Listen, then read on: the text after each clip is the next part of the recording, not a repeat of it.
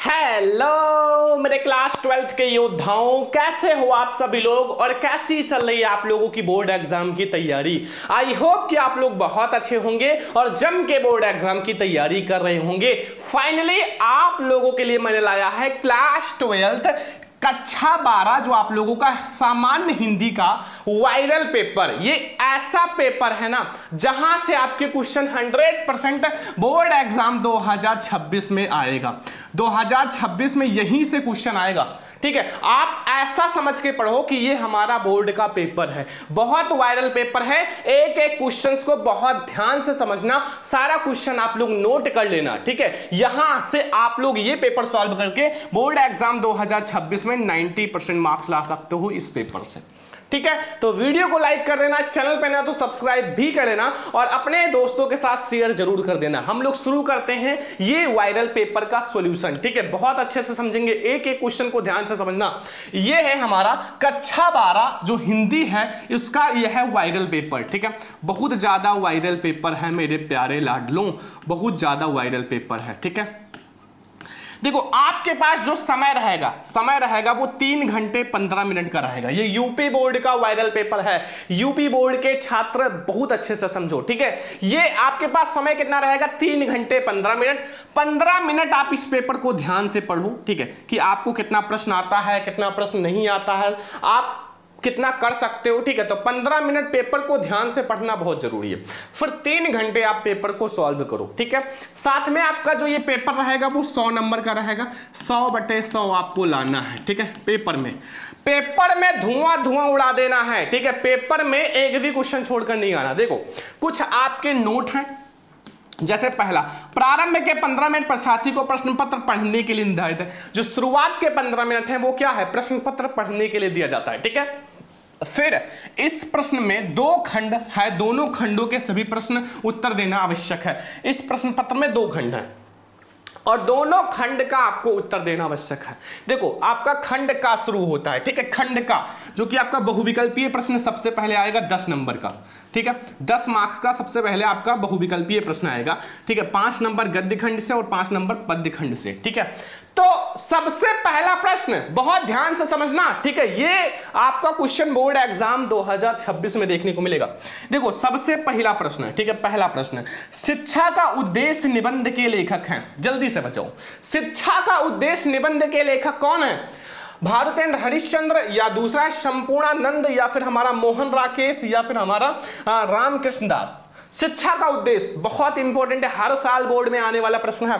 तो उसके हैं भैया संपूर्णानंद जी, दूसरा वाला ऑप्शन सही है। शिक्षा का उद्देश्य के जो लेखक हैं वो कौन है, संपूर्णानंद। पेपर में आएगा तो सही करके आओगे ना, देखो छोड़कर नहीं आना है। हमारा टारगेट है अब के बाद 95% लाने का, तो आप लोगों को ऐसे ही पढ़ाएंगे। ठीक है, टेंशन मत लेना। दूसरा क्वेश्चन, लल्लू लाल की रचना है। लल्लू लाल की रचना कौन सा है, सुख सागर या प्रेम सागर या परीक्षा गुरु या फिर हमारा रानी केतकी की कहानी। बताओ लल्लू लाल की रचना कौन सा है, लल्लू लाल की भैया प्रेम सागर है। कौन सी है, दूसरा वाला ऑप्शन है प्रेम सागर। ठीक है, ये दोनों क्वेश्चन नोट करो। ठीक है, पीडीएफ में आपको दे दूंगा, टेंशन मत लो, लेकिन आप लोग नोट कर लो। फिर हम लोग अगले पेज पे चलते हैं, क्वेश्चन नंबर 3 पर। नोट कर लो। अरे स्टूडेंट, आपको 2 क्वेश्चन समझ में आ गया ना। ठीक है, लल्लू लाल की रचना है। ठीक है, तो ये आपको मैंने बताया ना प्रेम सागर है। तीसरा नंबर क्वेश्चन, गा वाला, पर्दा कहानी के लेखक हैं। बहुत ज्यादा इंटरेस्टिंग कहानी है पर्दा कहानी, एक बार पढ़ोगे तो बहुत मजा आएगा। ठीक है, ऑप्शन पहला प्रेमचंद्र या जयशंकर प्रसाद या फिर अमरकांत या फिर यशपाल। जल्दी से बताओ भैया पर्दा कहानी के लेखक कौन है, बहुत इंपॉर्टेंट है, हर साल बोर्ड में आने वाला प्रश्न है, हर साल आता है। ठीक है, हर साल आपके पेपर में आता है। अब आपको तैयार करना यशपाल जी का है। किसका है, यशपाल। पर्दा कहानी के जो हमारे लेखक हैं वो यशपाल जी हैं। ठीक है, आ जाओ घा वाला क्वेश्चन। ठीक है, आवारा मसीहा के रचनाकार हैं। आवारा मसीहा के रचनाकार कौन है। ठीक है, सारा ऑब्जेक्टिव मैंने हिंदी का पढ़ा रखा है, ये सब क्वेश्चन पढ़ाया है। ठीक है, विष्णु प्रभाकर पहला, दूसरा है राम वृक्ष बेनीपुरी, राहुल संस्कृत्यानंद या गई राघव। जल्दी बताओ आवारा मसीहा किसकी रचना है, आवारा मसीहा किसकी रचना है, हमारा है विष्णु प्रभाकर जी की। किसकी है, विष्णु प्रभाकर। ठीक है, पहला वाला ऑप्शन सही है। और ये तो भाई वेरी वेरी वेरी इंपॉर्टेंट है, 2026 में छपा है, 100% आएगा, बस तैयार कर लो। अगला क्वेश्चन हमारा अंगा वाला, और ये 5वां क्वेश्चन है गद्य खंड का। बाणभट्ट की आत्मकथा के लेखक हैं। बाणभट्ट की आत्मकथा बताओ, ये क्वेश्चन आपको हर बार बोर्ड में आता है। जितने स्टूडेंट अगर प्रीवियस ईयर पेपर वगैरह देखे होंगे तो ये क्वेश्चन हर साल बोर्ड परीक्षा में आता है। बाणभट्ट की आत्मकथा हर साल, वेरी इंपॉर्टेंट है। आप कहीं भी देख लो, क्वेश्चन बैंक वगैरह, बुक वगैरह, हर साल ये बोर्ड में आता है। तो महावीर प्रसाद द्विवेदी या फिर सरदार पूर्ण सिंह या वासुदेव शरण अग्रवाल या फिर हजारी प्रसाद द्विवेदी, तो भैया हजारी प्रसाद द्विवेदी जी हैं हमारा जो हमारा बाणभट्ट की आत्मकथा के राइटर, ठीक है। अंगावाला कौन है? हजारी प्रसाद द्विवेदी।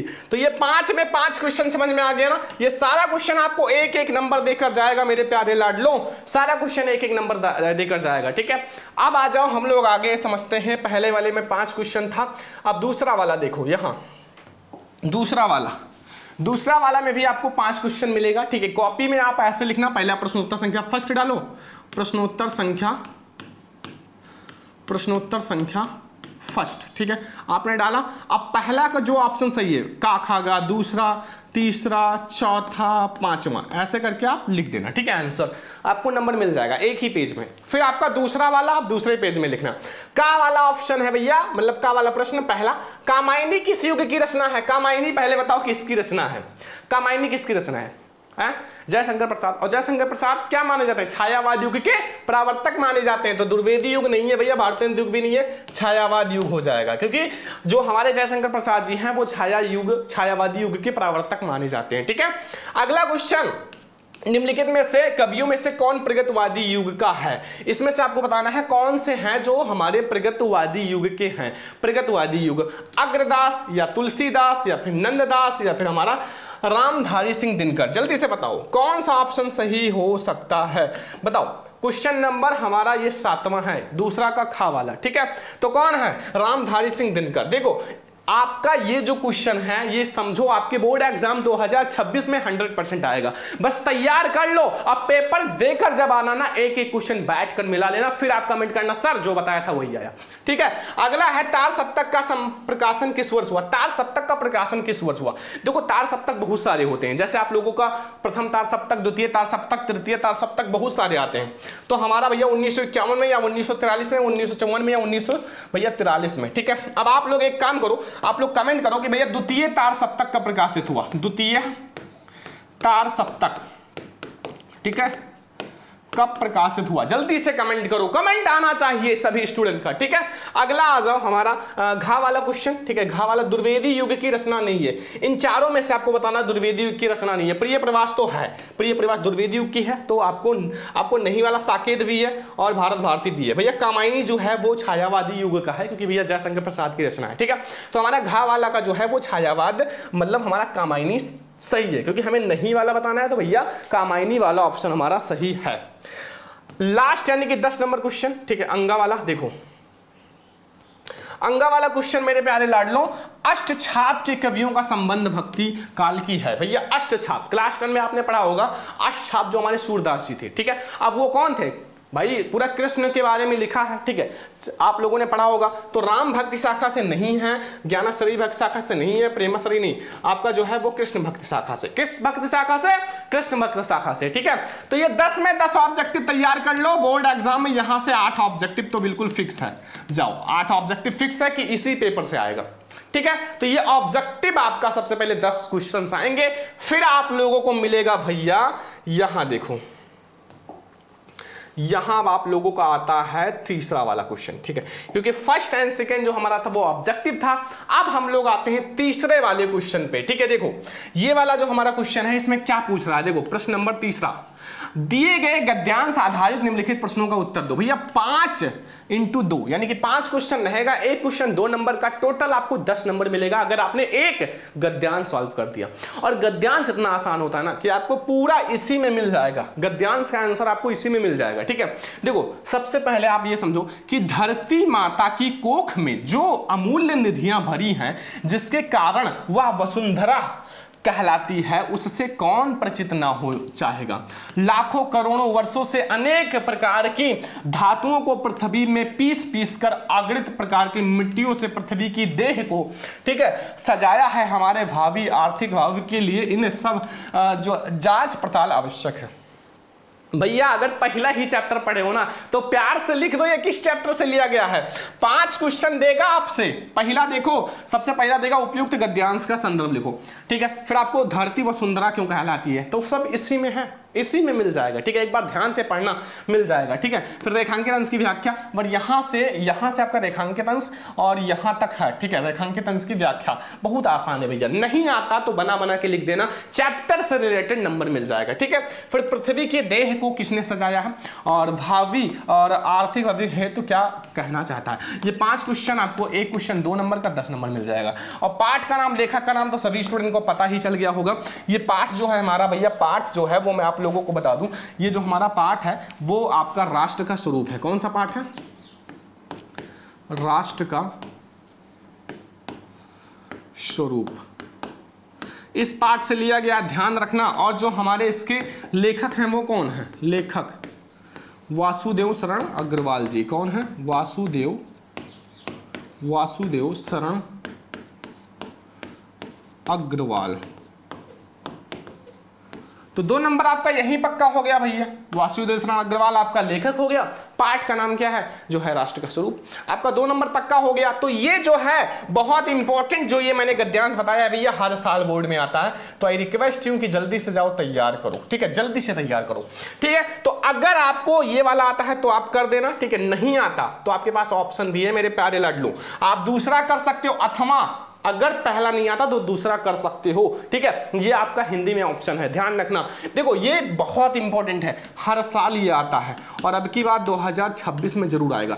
अशोक का फूल उसी मस्ती में हंस रहा है, पुराने चित्र से इसे देखने वाला उदास होता है, वह अपने को पंडित समझता है, पंडिताई भी एक बोझ है, जितनी भी भारी होती है उतनी ही तेजी से डूबती है। जब वह जीवन का अंग बन जाती है तो सहज हो जाती है, और तो वह बोझ नहीं रहती, और वह उस अवस्था में उदास भी करती है।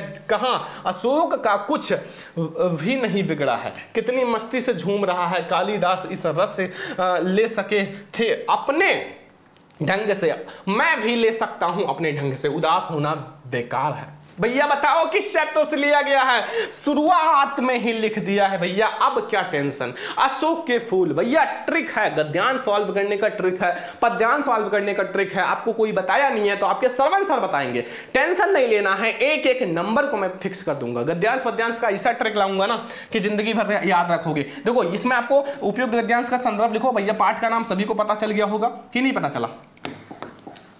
पाठ कौन सा है, अशोक के फूल। कौन सा है, अशोक के फूल।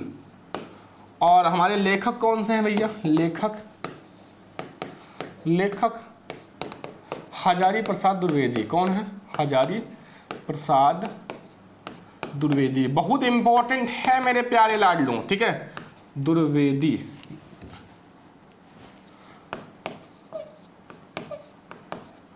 ठीक है, तो ये आपको पता चल गया, पाठ है अशोक के फूल और लेखक है हजारी प्रसाद द्विवेदी। तो ये तो 2 नंबर आपने क्लियर कर लिया, कोई दिक्कत नहीं। अब इसी में से आप ये भी, रेखांकित अंश की व्याख्या बहुत आसान है भैया, यहां से यहां तक छोटा सा रेखांकित अंश से कुछ है ही नहीं, बहुत आसान है। लेखक क्यों कहता है कि उदास होना बेकार है, तो वो भी आप लोगों को इसमें मिल जाएगा। गद्यांश का भाव स्पष्ट कीजिए, गद्यांश की भाषा शैली की विशेषताएं लिखिए। ये जो इतना वायरल पेपर है ना कि अगर आपने तैयार कर लिया हिंदी का किंग हो जाओगे। तैयार कर लो जल्दी से, जहां मिले वहीं से पढ़ लो, बुक में मिले, गाइड में मिले, क्वेश्चन बैंक में मिले, कहीं मिले, जल्दी से ये पढ़ लो, ठीक है। तो ये आप लोग नोट कर लो, अशोक का फूल वाला ये वाला गद्यांश पेपर में देखने को मिलेगा, नोट कर लो सभी स्टूडेंट। तो दोनों गद्यांश में से कोई एक सॉल्व करना था। अब ऐसे ही आपके बोर्ड एग्जाम में आएगा मेरे प्यारे लाडलो पद्यांश। क्या आएगा, पद्यांश। 4 नंबर क्वेश्चन दिए गए पद्यांश पर आधारित निम्नलिखित प्रश्नों का उत्तर दो, ये भी 10 नंबर का। गद्यांश और पद्यांश 10-10 नंबर का आता है, और एक वीडियो लाएंगे जिसमें गद्यांश और पद्यांश का ऐसा ट्रिक बताएंगे कि आपका 20 नंबर तो बिल्कुल पक्का हो जाएगा, कोई नहीं रोक सकता। बट ये वाला जो बता रहे यही तैयार कर लो तो आपका 20 नंबर पक्का हो जाए, ठीक है। देखो यहां क्या कह रहा है कि दुर्बलता का ही छीन विशेष शपथ है, पर औलाद के लिए कौन सा पथ है। यदि मैं उकसाई गई भरत से हूं तो पति समान ही स्वयं पुत्र भी खूं। बताओ भैया, बताओ। और यहां अनुताप भी आ गया। अब हम नहीं बताएंगे कि इस चैप्टर से लिया गया है, अब इसको पढ़ने के बाद ही आपको पता चल जाएगा कि इस चैप्टर से लिया गया। कितना आसान है भैया, जल्दी से बताओ। हमें कमेंट आना चाहिए किस पार्ट से लिया गया है, और इसके जो लेखक हैं, कवि हैं वो कौन है, ठीक है। कवि कवि आप लोग बताओ, क्योंकि भैया ये कितना आसान है, कितना आसान है, ये तो आप एक बार पढ़ के ही बता सकते हो, ठीक है। तो आप लोग कमेंट करना, बहुत आसान है। फिर दूसरा वाला जो थोड़ा हार्ड है मैं आपको बता दूंगा। उपयुक्त पद्यांश का भैया संदर्भ लिखो, यही लिख दोगे 2 नंबर मिल जाएगा। रेखांकित अंश की व्याख्या करो, छोटा सा रेखांकित अंश है, यहां से यहां तक बहुत आसान है, व्याख्या करो। और कर के पहाड़ सा पाप मौन रह जाऊं, राई भर भी अनुताप ना पाऊं, इसमें आपको बताना है कौन सा अलंकार है, ठीक है। लास्ट में क्वेश्चन है पद्यांश, यहां आ जाओ, नहीं दिख रहा होगा, ऊपर देखो, ठीक है, पछताऊं। फिर यहां आ जाओ भैया, पद्यांश का भाव स्पष्ट कीजिए, और यहां 5वां है भाषा की विशेषताओं बताइए। ये 5 क्वेश्चन आपको इस पद्यांश में दिया गया है, यानी कि 5 × 2 = 10 मार्क्स। जल्दी से सॉल्व करो, ठीक है। सॉल्यूशन का पीडीएफ दे दूंगा, टेंशन मत लेना, ठीक है, टेंशन नहीं लेने का। आगे आ जाओ, आगे अथवा, अब वो नहीं आता है तो अथवा भी आपके पास ऑप्शन है, अगर वो वाला नहीं आता है तो अथवा वाला करो, ये तो बहुत आसान है। लज्जाशील पथिक महिला जो कहीं दृष्ट आवे, होने देन विकृत वसना तो तू सुंदरी को, और जो थोड़ी सी शर्मिक वह हो, गोद में श्रांति खोना, ओठों की और कलम मुख की लालिमाओं को मिटाना, ठीक है। कितना इंपॉर्टेंट है। कोई क्रांता किस्सा ललना खेत में जो दिखावे, जाता कोई जलद यदि व्योम में तो उसे ला, धीरे धीरे प्रस उनकी कलिताओं को मिटाना, छाया द्वारा सुखित करना, और तप्त भूतांगना को। भाई बताओ, आप तो बता दो किस चैप्टर से लिया गया भैया? पवन दूती का। और भैया ये है पाठ जो है पवन दूती का है, पवन दूती का। और भैया इसके जो कवि हैं सभी को पता है, अयोध्या सिंह उपाध्याय हरिओद जी हैं, अयोध्या सिंह उपाध्याय, और शॉर्ट में आप इन्हें हरिओद भी कह सकते हो, ठीक है। तो ये तो आप लोगों को पता चल गया, लेकिन हाँ ये याद रखना कि ये बहुत इंपॉर्टेंट है, ये वाला इनका भैया पद्यांश बोर्ड एग्जाम के लिए बहुत ही ज़्यादा इंपॉर्टेंट है, ठीक है। तो प्लीज़ आप लोग थोड़ा ध्यान से समझना है ये वाला, ठीक है। तो इसमें आप लोगों को 5 क्वेश्चन दिया गया है। देखो पहला, उपयुक्त जो पद्यांश का संदर्भ लिखो, तो यही आपको लिखना है, मिल जाएगा, 2 नंबर तो आपका फिक्स हो गया। फिर आ जाओ, रेखांकित अंश की व्याख्या करो भैया, बना के कर देना, 2 नंबर मिल जाएगा। राधा लज्जाशील पथिक महिला के विषय में क्या कहना चाहती है भैया? लज्जाशील पथिक महिला जो कहीं नजर आवे तो क्या करना, मतलब ढक देना, ठीक है। अगला है ओठों की और कलम मुख में अलंकार कौन सा है, ये भी 2 नंबर। लास्ट में एक क्वेश्चन है जलद और कृषक ललना का अर्थ है, 2 नंबर। तो मतलब 5 क्वेश्चन आपको यहां भी दिया जाएगा और आपको 10 नंबर मिल जाएगा। कोई एक आपको करना है भैया पद्यांश 12th हिंदी का, दोनों में से कोई एक, ठीक है। अब कहोगे सर जी अगर हमें नहीं आता तो क्या करेंगे? तो भी खाली नहीं छोड़ के आना है, आपको लिख के आना है, उससे रिलेटेड लिख के आना है। Something is better than nothing, कुछ ना करने से अच्छा है कुछ करो। आपको लिख कर आना है, खाली पेज छोड़कर नहीं आया, नंबर मिलेगा, टेंशन मत लो। अब ये जो मैं आपको बताऊंगा ना, ये तो 100% फिक्स है भैया, ये 100% फिक्स है जो आप बताने वाले हैं। 1000% आपका बोर्ड एग्जाम में हर साल आता है, और मैंने बता भी रखा है टॉपिक, जब मैं आप लोगों को पढ़ा रहा था हिंदी का इंपॉर्टेंट तो बताया था ये सब जीवन परिचय। देखो सबसे पहले 5वां में क्या है कि निम्नलिखित किसी एक लेखक का साहित्यिक परिचय तथा उनकी रचना लिखिए। साहित्यिक परिचय, देखो साहित्यिक परिचय के साथ साथ छोटा सा जीवन परिचय भी लिखना है और रचनाएं भी, ठीक है। हम आपको आज ही पढ़ाएंगे, टेंशन मत लेना, जीवन परिचय कैसे लिखते हैं। पहला, आचार्य हजारी प्रसाद द्विवेदी और अब्दुल कलाम जी का वासुदेव शरण अग्रवाल, तीनों इंपॉर्टेंट है, ठीक है। लेकिन जो बहुत इंपॉर्टेंट है ये भैया हजारी प्रसाद द्विवेदी जी का है, और ये वासुदेव शरण अग्रवाल और प्रोफेसर जी सुंदर रेड्डी, ये तो बहुत इंपॉर्टेंट है, ठीक है। लेकिन आप अगर हो सके अब्दुल कलाम का भी तैयार कर लेना, ठीक है। तो ये आप देखो आपका 5 में 5 नंबर फिक्स हो जाएगा। अगर आपने मेन तो ये दोनों है, पहला और तीसरा वाला तैयार कर लो, ठीक है, जल्दी से तैयार कर लो।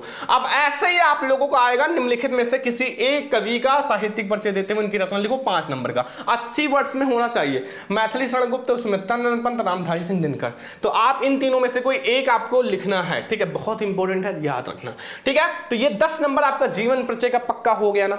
देखो ये बहुत वायरल पेपर है, पेपर में यही आएगा, ठीक है, तैयार कर लो। अभी आपसे बता रहे चिल्ला चिल्ला के, बाद में मत कहना सर आपने जो बताया था वही आया लेकिन मैंने पढ़ा नहीं था। तो काहे नहीं पढ़े थे, गलती आपकी है ना। देखो 6वां नंबर, बहादुर अथवा पंचलाइट कहानी का उद्देश्य पर प्रकाश डालिए 80 वर्ड्स। भैया बहादुर अथवा पंचलाइट कहानी कौन सा है? बहादुर, उद्देश्य बताना है, पंचलाइट। देखो ऐसा पढ़ाएंगे ना ये दोनों कहानी ऐसा पढ़ाएंगे कि आपको जिंदगी भर याद रहेगा। जिंदगी में जब आप 80 साल के हो जाओगे ना तब भी ये कहानी नहीं भूल पाओगे। ऐसा पढ़ाएंगे आप लोगों के लिए, ठीक है। तैयार कर रहे हैं, टेंशन मत लो, सब कुछ तैयार हो रहा है। तो बहादुर अथवा पंचलाइट आप किसी को करोगे भाई 5 नंबर। ये तो बहुत आसान है, बहुत आसान है। कहानी की तरह समझ के लिख दो, जैसे फिल्म देखते हो, छोटी सी कार्टून देखते हो ना, कार्टून की वीडियो वैसे ये भी है, बहुत आसान है, ठीक है।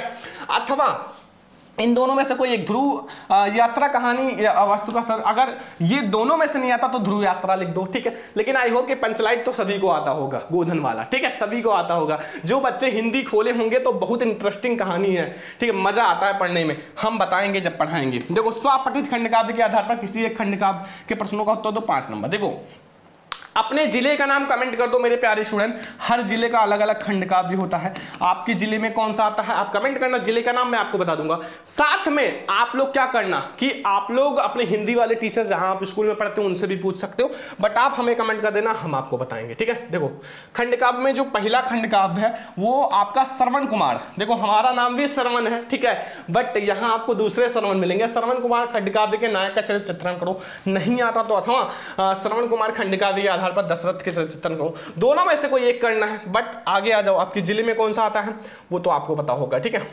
नहीं पता है तो कमेंट करो अपने जिले का नाम, छोटा सा काम कर सकते हो।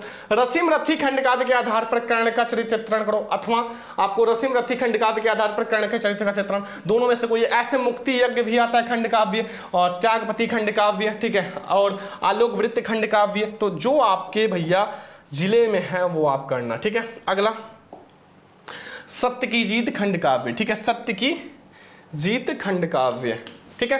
तो ये खंडकाव्य अपने जिले का नाम कमेंट करो, ठीक है। जिले का नाम मैं आपको भैया आपका खंडकाव्य बता दूंगा, आपके जिले में कौन सा खंडकाव्य आता है। ये तो भैया 1000% फिक्स टॉपिक है, ये तो कभी कटेगा ही नहीं, ठीक है। इसमें बहुत सारे फिक्स टॉपिक होते हैं हिंदी में, लगभग आप 70 नंबर तो बिल्कुल फिक्स अपना कर सकते हो, ठीक है, बिल्कुल फिक्स कर सकते हो, ठीक है। आगे आ जाओ भैया, बहुत आसान चीज आ गया आप लोगों का, बहुत आसान चीज। देखो, ये वाला टॉपिक 8वां नंबर, देखो 8वां नंबर टॉपिक, यानी कि 8वां नंबर प्रश्न बहुत आसान है ये तो आप लोगों को।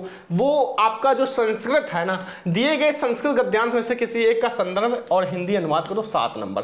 देखो, संस्कृत का जो मैं आपको चैप्टर बताया था टॉपिक में, उसी चैप्टर से आता है। जैसे आपका जातक कथा है, महामना मालवीय है, वही से आता है। जैसे देखो, यहां लिखा हुआ है, महामना विद्वान वक्ता धार्मिको नेता पटु पत्रकार परम सच्च सर्वोच्च गुण जन संबंध असीत यत्र कुशित यम जननम दुगम, ठीक है। तो ये किस पाठ से लिया गया भैया? महामना नाम शब्द आ गया, आप बताओ किस चैप्टर से लिया गया? महामना मालवीय किस चैप्टर से है? महामना मालवीय, महामना मालवीय, ठीक है, हो गया। पाठ का नाम ही इसमें बताना है, कोई लेखक कवि इसमें होते नहीं। तो आपको अब अगर ये नहीं आता, ये वाला कर देना, ये वाला हंसराज तदेव प्रसिद्ध मध्य तंत्र और हंस, ये ठीक है। अब देखो, हम लोग भैया हिंदी पढ़ने वाले, मैथ पढ़ने वाले, ठीक है, और इंग्लिश पढ़ने वाले संस्कृत थोड़ा सा कम पढ़ते हैं, ठीक है, बट मैं आपको पढ़ा दूंगा, ट्रिक हमारे पास है सारे का, क्योंकि हम ट्रिक से सब कुछ पढ़ाते हैं, ठीक है। अब ये तो सभी को पता है भैया, हंस वाला किस पाठ से लिया गया है? जातक कथा से, ठीक है। किससे? जातक कथा से, ठीक है, जातक कथा, ठीक है, समझ में आ गया। तो ये हमारा 8 तक क्वेश्चन हो चुका है, जल्दी से नोट कर लो जो मैं आपको बता रहा हूं, पीडीएफ में आपको दे दूंगा, फिर हम लोग आगे बढ़ते हैं। तो अब हमारा आता है भैया खावाला यानी कि संस्कृत का पद्यांश, क्योंकि जैसे गद्यांश आता है 7 नंबर का, वैसे पद्यांश भी आएगा। देखो, ये है, दिए गए पद्यांशों में से किसी एक का संदर्भ अनुवाद करो भैया। यहां लिखा हुआ है, नमः रोचते भद्र वह उकुल, और हमारा अग्रिम मुख्य पक्ष कथा भविष्यत। भैया ये तो सभी को पता है, किस पाठ से लिया गया है? जातक कथा पाठ से। किससे? जातक कथा वाला पाठ। जातक कथा बहुत इंपॉर्टेंट है, इससे गद्यांश भी आता है, पद्यांश भी आता है। अब अगर नहीं आता तो अथवा वाला कर लेना। ये हमारा सुभाष रत्नानी, भैया सुभाष रत्नानी से तो बिल्कुल फिक्स है, रत्नानी से तो बिल्कुल फिक्स है, ठीक है, सुभाष रत्नानी से तो बिल्कुल फिक्स है भैया एक, ठीक है। तो दोनों में से कोई एक करना है। आगे आ जाओ भैया, व्याकरण। व्याकरण तो आप लोगों के लिए हलवा है, ठीक है। मैं आप लोगों के व्याकरण का 1 शॉर्ट वीडियो लाने वाला हूँ, 1 शॉर्ट क्लास, जिसमें एक ही वीडियो में आपका पूरा व्याकरण टाटा बाय बाय फिनिश, खत्म हो जाएगा, ठीक है, बिल्कुल खत्म हो जाएगा। निम्नलिखित मुहावरों में से किसी एक का आपको वाक्य प्रयोग करना है। निम्नलिखित मुहावरों में से किसी एक का अर्थ 2 नंबर मिलेगा, चाहे आप इसका करो तलवार की धार पर चलना, या टका सा जवाब देना, या दाल में काला होना, कुछ गड़बड़ होना, नमक मिर्च लगाना। भाई किसी एक का करना है 4 में से, ठीक है, देखो किसी एक का आपको करना है तो कितना आसान है भाई, कितना आसान है भाई, 4-5 में से कोई एक करना है बस, ठीक है। तो आप ये जल्दी से करो। अब आगे आता है यहाँ बहुत इंपॉर्टेंट आपका यही अपठित गद्यांश आएगा बोर्ड एग्जाम में, 100% याद रखना, यही टाइप का आएगा, इसी टाइप का अपठित गद्यांश पर आधारित निम्नलिखित प्रश्नों का उत्तर दो। ये बहुत आसान होता है, जैसे आप लोगों ने अनसीन पैसेज पढ़ा है ना, वैसे ये भी होता है, ठीक है। आपको इसी में सारा आंसर मिल जाएगा, भरा पड़ा है। देखो इसको पढ़ना है पहले यहाँ से यहाँ तक, ठीक है, यहाँ से यहाँ तक पढ़ना है कि यह कहना एक मूल है कि इच्छा, असंतोष, लोभ आदि के कारण मनुष्य आगे बढ़ने में प्रेरित होता है तथा समृद्धि प्राप्त करता है। इसको पहले ध्यान से पढ़ो, जितना ध्यान से हो सकता है उतना पढ़ो, ठीक है। 2 बार पढ़ो, 1 बार पढ़ो, फिर आप लिखना, ठीक है, क्योंकि इसमें आपका पूरा आपके गद्यांश में ही आंसर मिलेगा। अब ये जो रहेगा वो हमारा कितने नंबर का है भाई, देख लो 5 नंबर का है शायद, हाँ 5 नंबर का, 5 नंबर का तो यही आता है, ठीक है, नहीं आता तो 2 रहता है। लेखक के अनुसार इच्छा, लोभ आदि का क्या परिणाम होता है, कितना आसान है, पढ़ोगे एक बार बता दोगे, ठीक है। और आदर्शों की रक्षा के लिए आपको ये भी 2 नंबर देकर जाएगा, वो 1 नंबर, और इच्छाओं का उद्देश्य का अर्थ स्पष्ट कीजिए 2 नंबर। तो आपको 2 + 2 + 1 यानी कि 5 नंबर आपको मिल जाएगा। नहीं आता तो आपके पास और एक अपठित गद्यांश है, ये वाला अपठित गद्यांश, दोनों में से कोई एक ही करना है। अब इसको आप कर लेना, नहीं आता। नाटक प्राचीन काल से ही कला जगत में सर्वाधिक मनोरंजन और आकर्षक कला माध्यम माना जा रहा है, ठीक है। अब इसमें भी आपको करना है भैया, ये लो, ठीक है। देखो यहां से ये 3 क्वेश्चन रहेगा और ये भी सेम रहेगा, 2 2 + 1, पहले 1 नंबर का रहेगा, फिर 2, फिर +2 यानी कि 5 नंबर का, ठीक है। तो ये भी आप कर लेना। अप्रियतम मंच प्रस्तुति का अर्थ स्पष्ट कीजिए। नाटक को सामूहिक विधान क्यों कहा जाता है, किन के संदर्भ प्रयास से नाटक की प्रस्तुति संभव होती है, ये कर लेना, ठीक है। अब आगे आ जाओ, देखो थोड़ा नंबर देखो, ये आपका ऑब्जेक्टिव है, ठीक है। ऑब्जेक्टिव है, बहुत आसान होता है, ठीक है। मतलब अगर आप थोड़ा सा हिंदी व्याकरण को पढ़े हो तो बिल्कुल चुटकियों में कर सकते हो। देखो निम्नलिखित शब्द युग्मों का सही आपको बताना है करके। देखो वसन और व्यसन, भैया वसन का मतलब क्या होता है, वस्त्र होता है, ठीक है, और व्यसन का मतलब आदत, यानी कि सी वाला सही है, ठीक है, यानी कि वस्त्र और आदत, ये सब हमारा गलत है, ठीक है। अगला आ जाओ मेरे प्यारे लाडलो, अंबुज और अंबुद, ये तो सभी को पता है भाई। अंबुज और अंबुद, बादल और समुद्र होगा, या जल और कमल होगा, या कमल और बादल, तो कमल और बादल होता है, ठीक है। अंबुज और अंबुद का मतलब क्या होता है, कमल और बादल, ठीक है। आगे आ जाओ, ये सब ऑब्जेक्टिव है और बहुत आसान होता है। देखो खा वाला, इसी में निम्नलिखित शब्दों में से किसी एक का अर्थ बताओ, 2 नंबर का। अंबर का आपको बताना, तट विधि नाग, इसमें से एक का, मतलब चारों नहीं करना है, किसी एक का आपको 2 अर्थ बताना है। जैसे आपका नाग है तो इसका सर्प होता है, सर्प, और हाथी क्या होता है, हाथी, सर्प और हाथी, आपने इसका 2 अर्थ बता दिया, 2 में 2 नंबर पक्का हो गया, 2 में 2 नंबर पक्का हो गया, ठीक है। ऐसे बताना है, तो आप ऐसे, मैंने एक करा दिया, एक ही बताना है। आगे आ जाओ, गा वाला, निम्नलिखित वाक्यों में से किसी एक शब्द का आपको चयन करना है। देखो जो आंखों के सामने हो, जो हमारे आंखों के सामने, उसको क्या कहते हैं, नेत्र सम्मुख, या प्रत्यक्ष, या आंखों के आगे प्रत्यक्ष कहते हैं, क्या कहते हैं, प्रत्यक्ष, ठीक है।